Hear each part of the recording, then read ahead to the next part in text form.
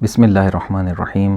ایران پر اسرائیل کا حملہ اور ایران کی طرف سے بھرپور اور طاقتور جواب، اس حوالے سے بہت سے سوالات ذہنوں میں ہیں، پوچھے بھی جا رہے ہیں اور انشاءاللہ ان کا جواب بھی آپ کے سامنے عرض کریں گے۔ آج 21 جون ہے اور اس وقت ایران میں 1:15 کا وقت ہے، دوپہر کے 1:15۔ ایران کی طرف سے بھرپور جوابات دیے جا رہے ہیں اور وہ ساری چیزیں آپ دیکھ رہے ہیں۔ جنگ کو 1 ہفتہ گزر چکا ہے، 1 ہفتے سے زیادہ، اور پچھلے جمعہ کو رات کے وقت سحر کے قریب یہ حملہ ہوا، پہلا اسرائیل کی طرف سے، اور آج ہفتے کا دن ہے، یعنی دوسرا جمعہ بھی گزر گیا اور اس سے اگلا دن ہے۔ سوال یہاں پر یہ ہے کہ ایرانی حکام کی مینٹلٹی کیا ہے، ان کے ذہن میں کیا چیز ہے جس کی وجہ سے وہ اتنی طاقت کے ساتھ اور دل و جان کے ساتھ میدان میں ہیں اور ان حملوں کا بھرپور جواب دے رہے ہیں۔ 3 چیزیں یہاں پر میں آپ کے سامنے عرض کروں گا۔ ایک چیز ہے شرعی حیثیت اس کی۔ شریعت انسان کو اجازت دیتی ہے کہ جس کے اوپر ظلم ہوا ہے اس کو اجازت ہے کہ وہ ظالم کو جواب دے، اور اگر مظلوم ظالم کو جواب دینے کے لیے میدان میں اترتا ہے تو پروردگار کی نصرت اس مظلوم کے شامل حال ہے۔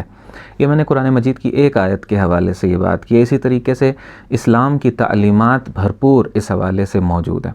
دوسری چیز عقلی حیثیت، میں اسی حوالے سے موجودہ جنگ کے حوالے سے اس کو اگر بیان کرنے کی کوشش کروں تو دیکھیے کہ دشمن نے حملہ کیا ایران کے اوپر، اور اگر ایران اس کا بھرپور جواب نہیں دیتا اور میدان سے ہٹتا ہے خدا نخواستہ، یا جس طریقے سے ایران کو پریشرائز کرنے کی کوشش کی جا رہی ہے کہ ایران جو ہے وہ جنگ بندی کی طرف بڑھے، اس کا نقصان کیا ہوگا کہ یہ دشمن رکے گا نہیں، یہ 2 مہینے تک، 4 مہینے تک، سال بعد، 2 سال بعد پلٹ کے پھر آئے گا حملہ کرنے کے لیے۔ نقصان زیادہ ہوگا۔ اگر اس وقت جنگ بندی کر دی جاتی ہے تو اس کا نقصان زیادہ ہوگا، اور اگر جنگ کو کنٹینیو رکھا جاتا ہے تو ایران کا نقصان کم ہوگا، دشمن کا نقصان زیادہ ہو رہا ہے۔ تو عقل کا تقاضا یہ ہے کہ اس جنگ کو ابھی مزید جاری رکھا جائے۔ اور تیسری چیز ایک انسانی حیثیت ہے اس جنگ کی۔ بہت سے وہ ممالک جو صلح ابراہیمی کی بات ہے، جو بہت سے ممالک نے سائن بھی کیے ہیں، آپ انہی کو لے لیجئے، ان ملکوں کی عوام خوش ہیں کہ ایران اس طریقے سے اسرائیل کو مار رہا ہے، اور وہ تو چاہتے ہیں کہ اسرائیل کو بالکل ناک آؤٹ کر دے ایران۔